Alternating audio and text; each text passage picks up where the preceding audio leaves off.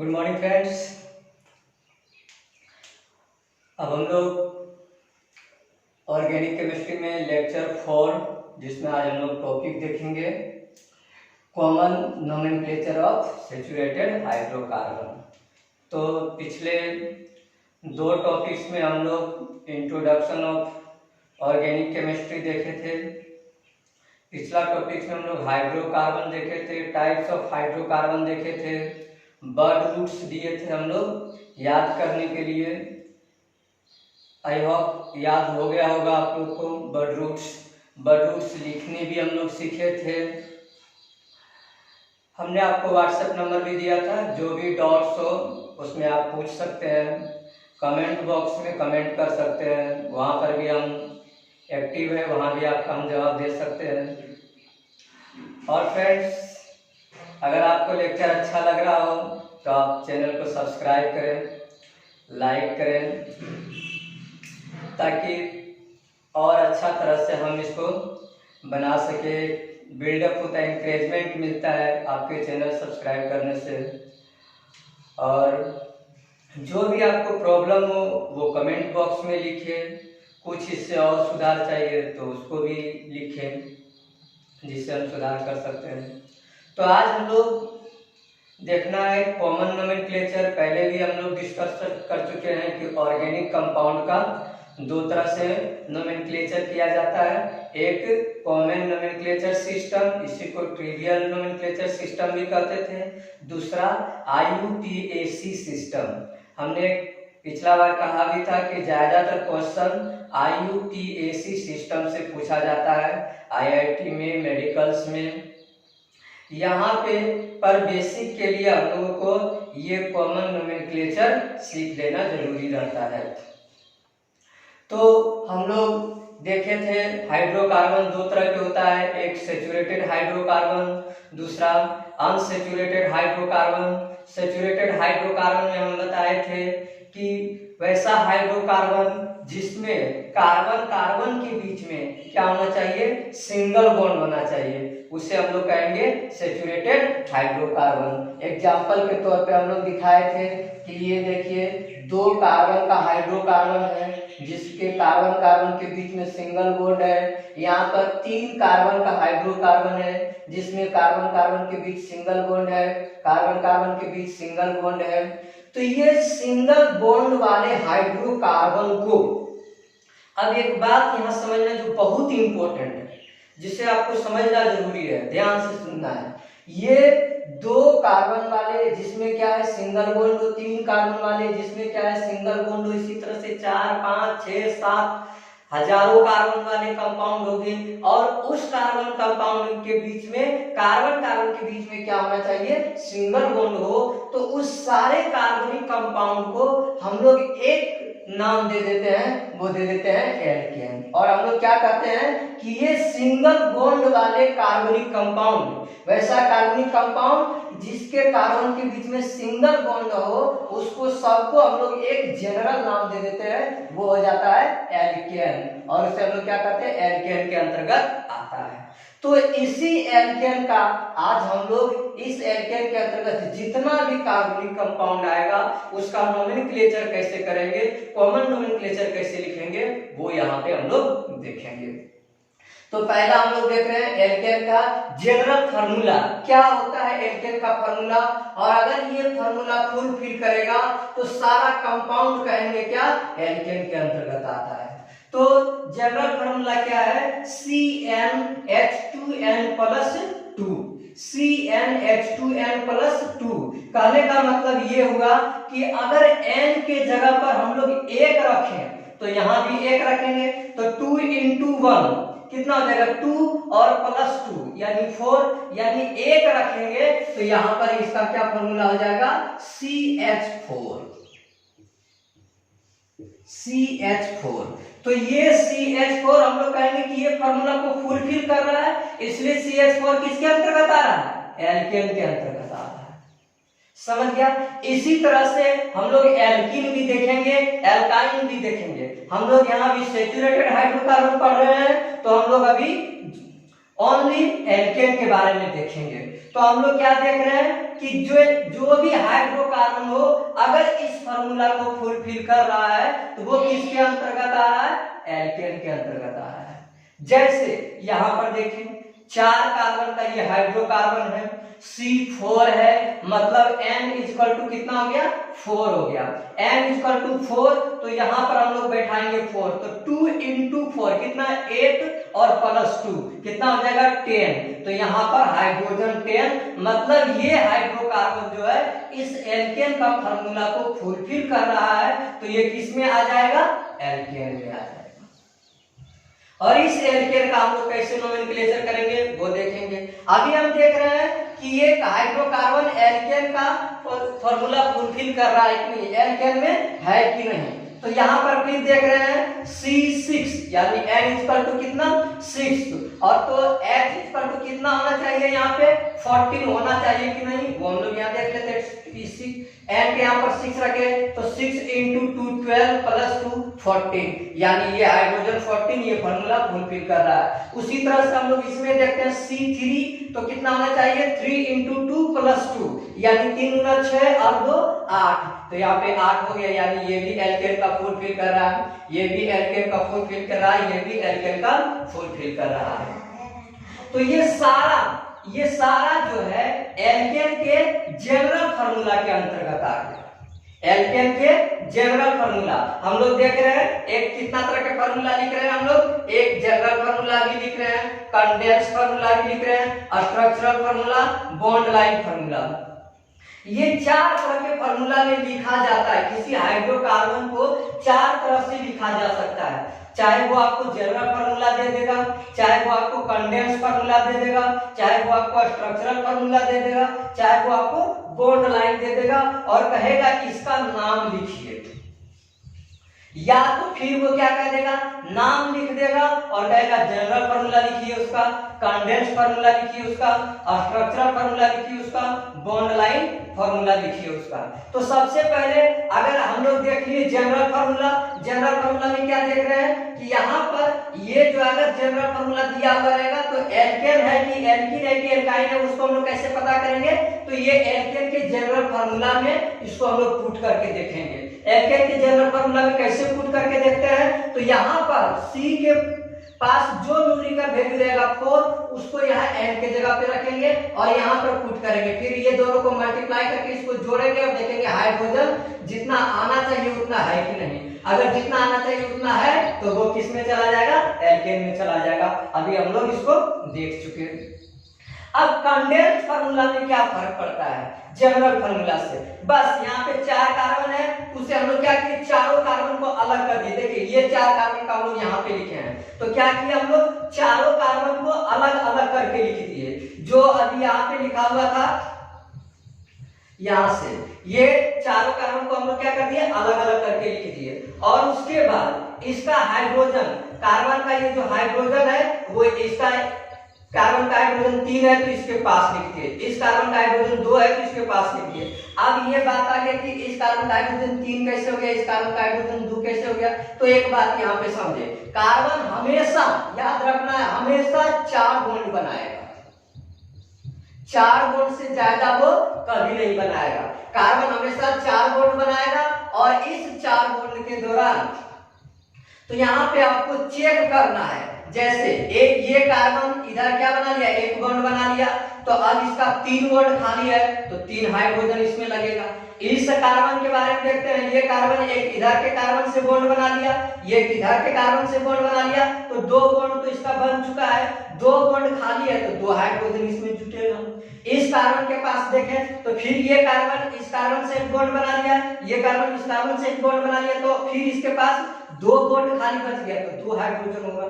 इस तरह से हमको कार्बन के साथ हाइड्रोजन को भी चेक कर लेना है कि कार्बन यहाँ 4 बॉन्ड बना रहा है कि नहीं। अगर यहाँ पर हम लोग 3 दे देंगे तो कार्बन का कितना हो जाएगा? 5 बॉन्ड हो जाएगा। कैसे? 3 तो हाइड्रोजन बॉन्ड बनाएगा और 2 कार्बन, 5 बॉन्ड हो गया, जो कि कार्बन के लिए होता नहीं है। कार्बन हमेशा 4 बॉन्ड बनाता है। तो हम लोग को कंडेंस फार्मूला लिखना है तो क्या करना है? सिर्फ कार्बन, सारे कार्बन को अलग कर देंगे। अलग करने के बाद कार्बन का अपना हाइड्रोजन जो है उसके साथ, और हाइड्रोजन को देखिए यहाँ एक करके लगा दिए, इसके साथ 3 हाइड्रोजन है तो तीनों एक साथ लिख दिए, इसके साथ 2 हाइड्रोजन है तो दोनों एक साथ लिख दिए। तो इस तरह से हम लोग लिखेंगे कंडेंस्ड फार्मूला को। स्ट्रक्चरल फार्मूला कुछ नहीं है, आप सारा कार्बन को अलग कर चुके हैं कंडेंस्ड फार्मूला में। अब यहाँ पे सारा हाइड्रोजन, जो हाइड्रोजन अभी 3 हाइड्रोजन हम बता रहे थे कि यहाँ एक साथ लिखे हैं, उस तीनों हाइड्रोजन को इसके साथ बॉन्ड के रूप में दिखा देंगे। जैसे यहाँ पर देखिए, यहाँ पर क्या किया हम लोग, कार्बन के एक कार्बन 4 बॉन्ड बनाता है तो 4 दिखा दिए, एक हाइड्रोजन नीचे एक हाइड्रोजन ऊपर, ये देखिए 4 बॉन्ड हो गया।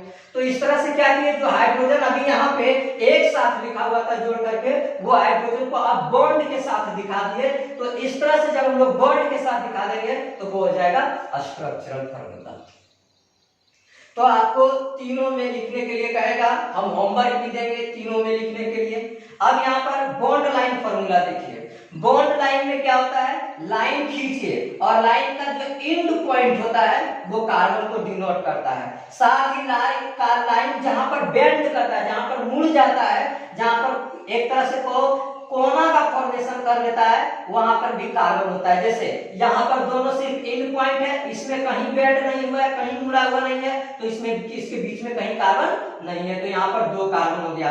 इसमें हम लोग देखेंगे, इसमें यहाँ पर मुड़ा हुआ है तो 1 कार्बन यहाँ पर हो गया, तो 1 2 3 कार्बन हो गया। इसमें देखिए 2 जगह मुड़ा हुआ है तो 2 कार्बन बीच में आ गया, 1 2 3 4 हो गया। इसमें देखिए 5 जगह मुड़ा हुआ है तो 5 जगह कार्बन हो गया। तो इस तरह से हम लोग एक जनरल फार्मूला को लिख सकते हैं। इस तरह से हम लोग एल्केन के 4 तरह के फार्मूला हम लिख सकते हैं, general formula, condensed formula, structural formula और बॉन्ड लाइन फार्मूला को भी लिख सकते हैं। चारों में आपको लिखने के लिए कहेगा या चारों में लिख दिया जाएगा और उसका नाम लिखने के लिए कहेगा। तो अब हम लोग कैसे नाम लिखेंगे, यहाँ पर देखिए, अगर जनरल फार्मूला दिया हुआ है तो कैसे नाम लिखेंगे, और ये अगर कंडेंस्ड फार्मूला दिया हुआ है, पहले एक बात और समझ लें, उसके बाद फिर हम लोग नाम पर चलेंगे। कंडेंस्ड फार्मूला दिया हुआ है, वो एल्केन में है कि नहीं, इसको कैसे पहचानेंगे, तो वो सिर्फ देखना है यहाँ कार्बन कार्बन के बीच बॉन्ड, कार्बन कार्बन के बीच का बॉन्ड। अगर कार्बन कार्बन के बीच का बॉन्ड पूरे चेन में, जैसे यहाँ पर 3 कार्बन है, 3 कार्बन हम लोग देख रहे हैं, यहाँ पर 4 कार्बन है तो 4 कार्बन का हम लोग देख रहे हैं, सारे कार्बन कार्बन के बीच में होना चाहिए सिंगल बॉन्ड। अगर सभी कार्बन कार्बन के बीच में सिंगल बॉन्ड है तो वो किस में आ जाएगा, एल्केन में। या इसमें से किसी भी एक कार्बन के बीच में कार्बन कार्बन, जैसे यहाँ पर यहाँ सिंगल बॉन्ड है और यहाँ पर डबल बॉन्ड दे दिए तो वो एल्केन में ना रह करके एल्कीन में चल जाएगा।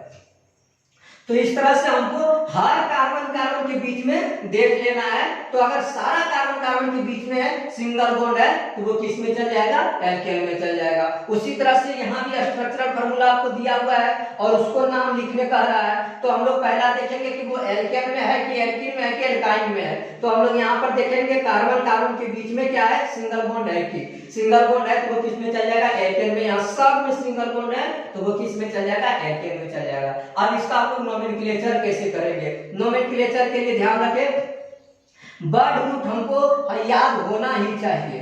तो ये कंपाउंड किसमें है, एल्केन में है। कैसे पता चले, कि जनरल फार्मूला दिया हुआ है, जनरल फार्मूला को इस फार्मूला में पुट करके देख लेते हैं तो उससे पता चल जाता है कि ये एल्केन में है कि नहीं है। हम देख लिए हैं C4, यहाँ N के जगह पे 4 रखे, यहाँ पे भी 4 रखे, तो 4 में 8 2 10, यानी हाइड्रोजन 10, हाइड्रोजन 10 हो गया। तो ये एल्केन के फार्मूला को फुलफिल कर रहा है और एल्केन में है।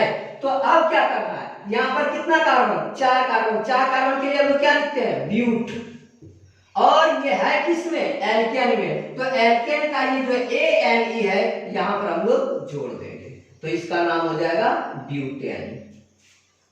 समझ लेना है अच्छी तरह से।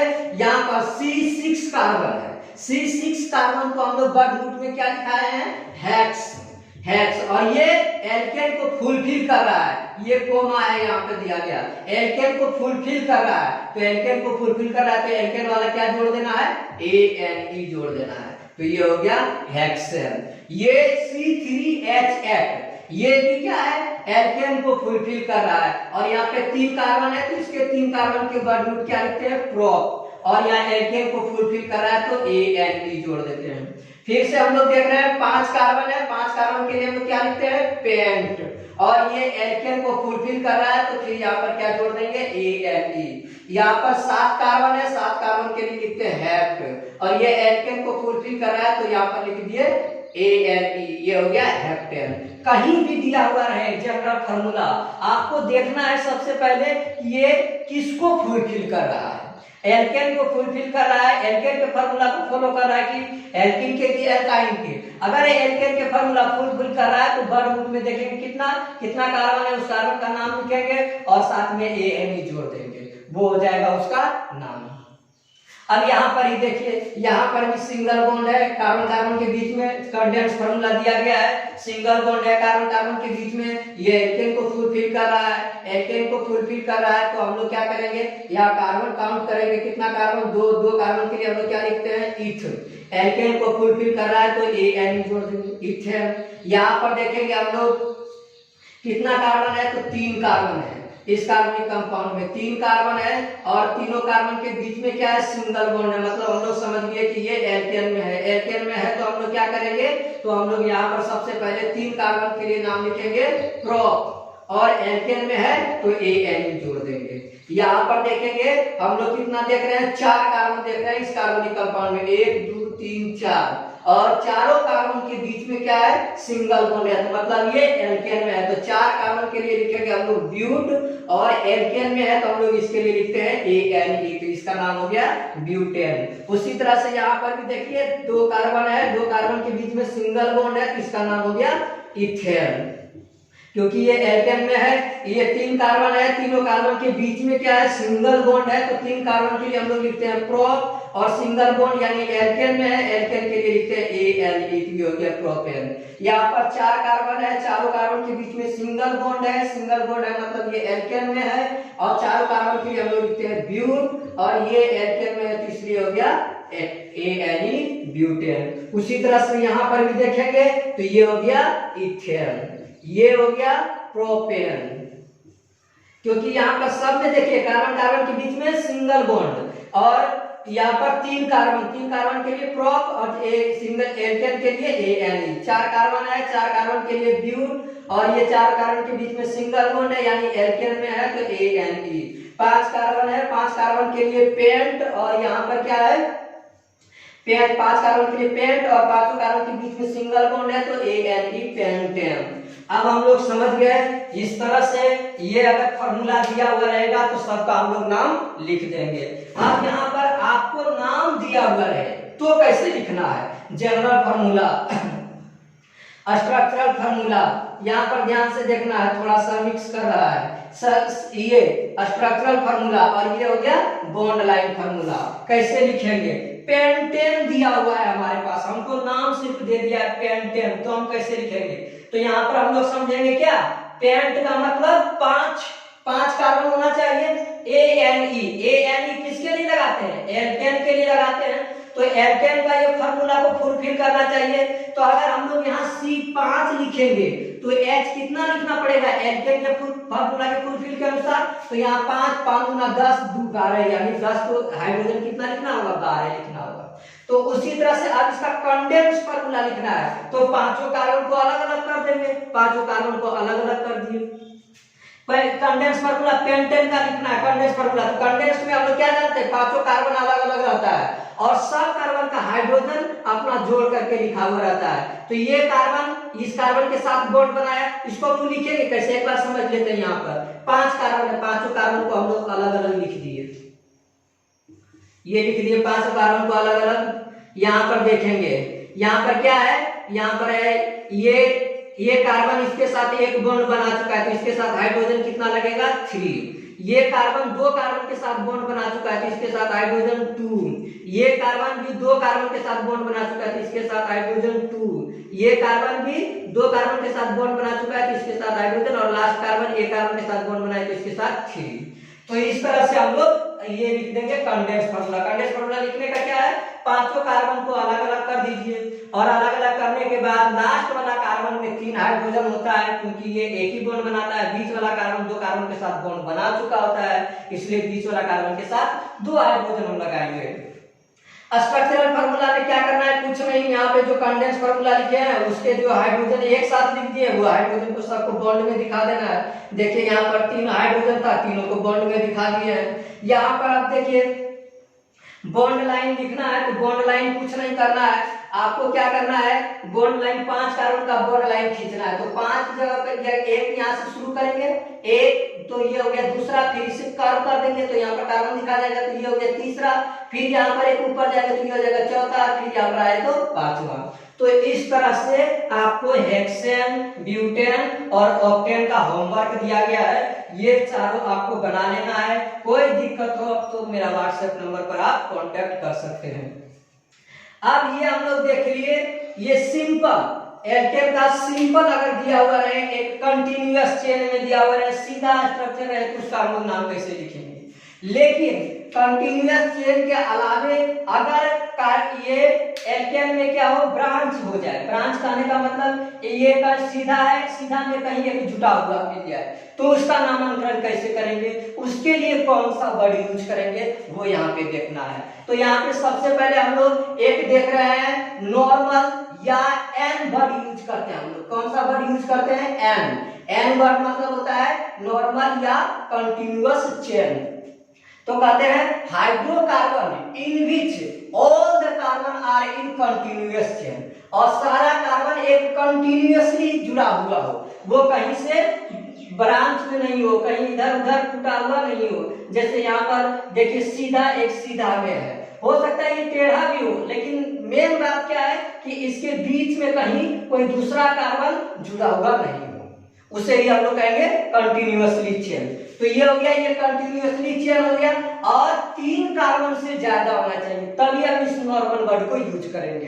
3 कार्बन से ज्यादा, तो ये कंटिन्यूअस चेन हो गया। कितना कार्बन का, 1 2 3 4 5 कार्बन के लिए हम लोग क्या लिखते हैं, पेंट। उसके बाद कार्बन के बीच में हम लोग क्या देख रहे हैं, सब में सिंगल बॉन्ड है, सिंगल बॉन्ड है तो किसमें आएगा, एल्केन में, तो यहाँ एन जोड़ दिए, पेंटेन। अब ये 3 कार्बन से ज्यादा है और कंटिन्यूअस है, तो उसके लिए नॉर्मल जोड़ देंगे, तो इसका नाम क्या हो जाएगा, नॉर्मल पेंटेन हो जाएगा।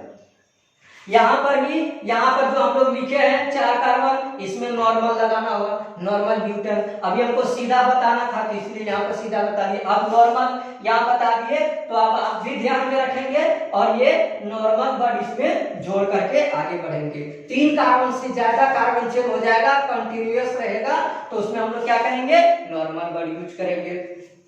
अब यहाँ पर देखते हैं एक और वर्ड आया, आइसो। आइसो कब यूज करते हैं, जब कार्बन के कंटिन्यूअस चेन में, क्या समझना है, देखिए ये कार्बन का कंटिन्यूअस चेन है, ये सीधा चेन कार्बन का कंटिन्यूअस चेन है, इस कार्बन के कंटिन्यूअस चेन में यहाँ पर कोई CH3 group second last carbon पर आपको देखना है। जैसे हम यहाँ पर यहाँ से गिनती शुरू, इधर से गिनती शुरू किए, तो ये सेकेंड लास्ट कार्बन होगा, तो इधर से यहाँ पर जुड़ा हुआ है। आप कहेंगे कि यहाँ से गिनती क्यों नहीं शुरू किए, तो ये IUPAC में हम लोग देखेंगे, यहाँ से हम लोग समझेंगे कि यहाँ से गिनती शुरू किए तो ये सेकेंड लास्ट हो गया, लास्ट का सेकेंड लास्ट कार्बन, तो इस पर हम लोग क्या देखना है, CH3 जुड़ा है।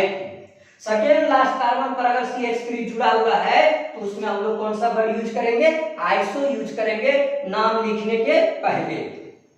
इसी तरह यहाँ पर आप देखिए कंटिन्यूअस चेन ये हो गया, और इसमें सेकेंड लास्ट कार्बन ये इधर से हम लोग काउंट करेंगे, तो ये सेकेंड लास्ट कार्बन हो गया। सेकेंड लास्ट कार्बन पर क्या जुड़ा हुआ है, CH3 जुड़ा हुआ है। किसी भी छोर से हम लोग देखेंगे दूसरा कार्बन पर अगर CH3 जुड़ा हुआ है तो उसमें हम लोग क्या करेंगे, नाम लिखने के लिए आइसो यूज करेंगे। जैसे तो यहाँ पर इसमें नाम कैसे लिखेंगे इसका, इसमें टोटल कार्बन काउंट कर लेंगे, टोटल कार्बन कितना है, 4, और चारों कार्बन के बीच में सिंगल बॉन्ड है, तो 4 कार्बन के लिए हम लोग क्या लिखते हैं, यहाँ पे 4 कार्बन के लिए हम लोग ब्यूट, 4 कार्बन के लिए हम लोग ब्यूट लिखते हैं, और सिंगल बॉन्ड है तो यहाँ पर हम लोग इसके साथ क्या जोड़ते हैं, एन। अब हम क्या देख रहे हैं कि छोर के, किसी छोर के दूसरे कार्बन पे, यहाँ देखिए इस छोर से दूसरे कार्बन पर CH3 जुड़ा हुआ है, तो इसे हम लोग क्या कर देंगे, इसमें जोड़ देंगे आइसो वर्ड, और इसका नाम लिख देंगे आइसोब्यूटेन। तो इसका फॉर्मूला देखिए, आइसो कहाँ यूज करते हैं, तो कहता है iso is used for those hydrocarbon, वैसे हाइड्रोकार्बन में इन विच 1 CH3 ग्रुप, कितना CH3 ग्रुप होना चाहिए, एक CH3 group attached on second last carbon of the continuous carbon chain, तो उसमें हम लोग आइसो टर्म यूज करेंगे। इसी तरह से आता है एक वर्ड आता है नियो, नियो वर्ड आता है। अब नियो वर्ड के लिए हम लोग कहाँ यूज करेंगे, तो हम लोग सबसे पहले इसको मिटाएंगे। आप लोग एक काम करें, स्क्रीनशॉट ले लें, हम इसको अभी मिटाएंगे, मिटाने के बाद फिर हम उसको नियो को समझाएंगे। चलिए आप लोग स्क्रीनशॉट ले चुके होंगे, हम जल्दी से इसको मिटा करके आपको समझाते हैं।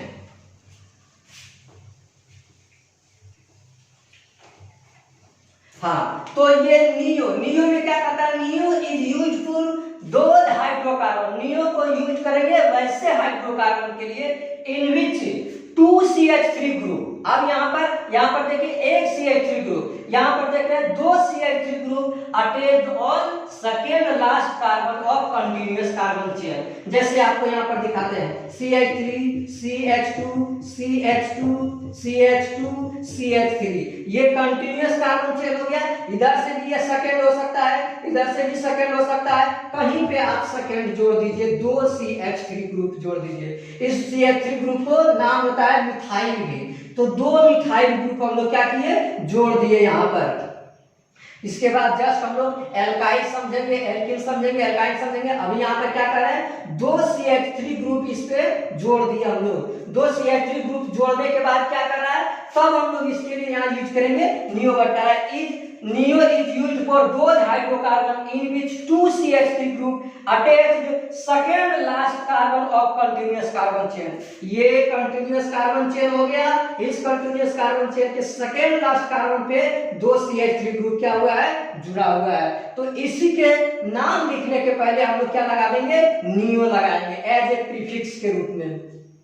तो क्या करता है, तो पहले नाम कैसे लिखेंगे, सबका कार्बन काउंट कर लीजिए। टोटल कार्बन कितना हो गया, 1 2 3 4 5 6 7 कार्बन हो गया। और सातों कार्बन के बीच में आप क्या देख रहे हैं, सिंगल बॉन्ड है। तो 7 कार्बन के लिए हेप्ट सिंगल बॉन्ड है, तो उसके लिए ANE।